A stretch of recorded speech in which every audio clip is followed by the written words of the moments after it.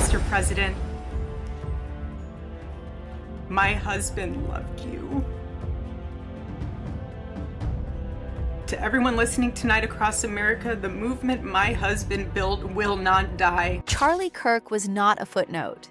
He was the co-founder of Turning Point USA, a force in conservative youth politics whose voice reached millions through rallies, podcasts, and television. To supporters, he was a movement builder and mentor. To critics, he was a polarizing agitator who rewired the conversation on campuses and in conservative circles. But all of those headlines and debates, the rallies, the clips, the columns, were swept aside in an Arizona funeral that would be remembered not for politics, but for one deeply human moment. The story that day unfolded in 3 acts: the return of the body, the intimate grief of a wife and children, and the cold, unfolding facts about the man accused of ending the life in front of thousands. Each part fed the other. National ritual, private sorrow. I love you. I love you. God bless you. Oh, I love you. I love you. I know. I love you. And a still unraveling crime that would force the country to ask painful questions about motive, violence, and the cost of public life. Air Force Two carried Charlie's casket home, a solemn sign that his death had become a national moment. Dignitaries came, public figures who had sparred with him, those who had embraced him, and those who'd stood on the sidelines. Vice President J.D. Vance and his wife were among the visible attendees, walking in the funeral procession, a reminder that politics and grief can sit beside one another in the same pew. But the flags and the protocol could not soften the intimate scene inside the hall. Floral arches, soft lighting, the hush of people praying, and a family gathered to say goodbye. Erica Kirk, a former Miss Arizona USA who later built a public life as a businesswoman, podcaster, and nonprofit founder, had been mostly quiet in the first hours after the killing, posting brief words and a verse that would later echo through the funeral. But in the hall, she became the axis of the day.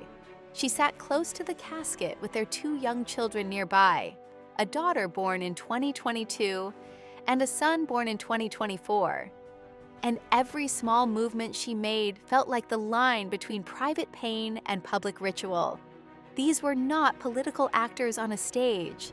These were a family learning to stand in a world that had just tipped.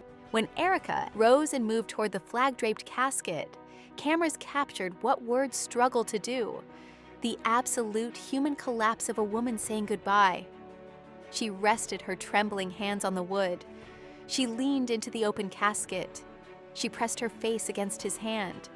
For those watching, whether in the hall or through a screen, the choreography of grief became more electrifying than any speech. Because it had no script, it was raw, unedited, and unbearably personal. Images from that moment: a wife clutching her husband's hand, a kiss placed on a cold palm, a mother's head resting against a lifeless hand, spread across the nation. For a few hours, the endless scroll of political back and forth was interrupted. People on opposite sides of every debate paused to feel something simple and unmediated: sorrow. Erica's words later that day, the quiet, heartbreaking line she told her little girl that Daddy is on a work trip with Jesus, were at once a mother's attempt to protect and a sentence heavy with faith and heartbreak. But as the nation absorbed the funeral's images, the criminal investigation advanced with its own hard facts.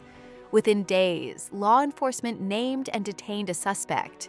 Vice President Vance and his phenomenal wife, Usha, for their love and support.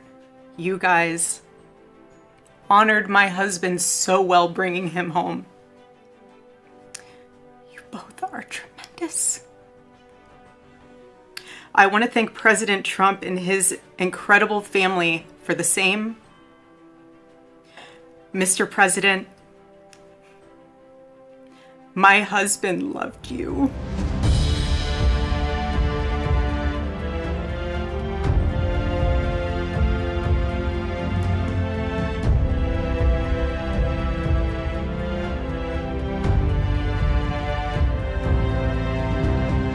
A convocation not just for a public figure, but for a family asserting hope against the rawness of loss. Erica's public remarks were short, solemn, and pointedly human. She talked about Charlie as the man who put his children to bed, who loved deeply, who fought fiercely for what he believed. She refused to let his death be reduced to a footnote. "His voice will not be silenced," she told the room, a vow that sounded both like mourning and like a call to action.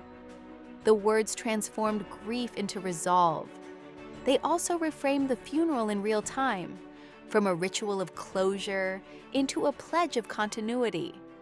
Videos of those remarks and the images she later shared, 12 personal photos of her final moments with Charlie that she posted publicly, made the private public and turned the widow's sorrow into the movement's new focal point.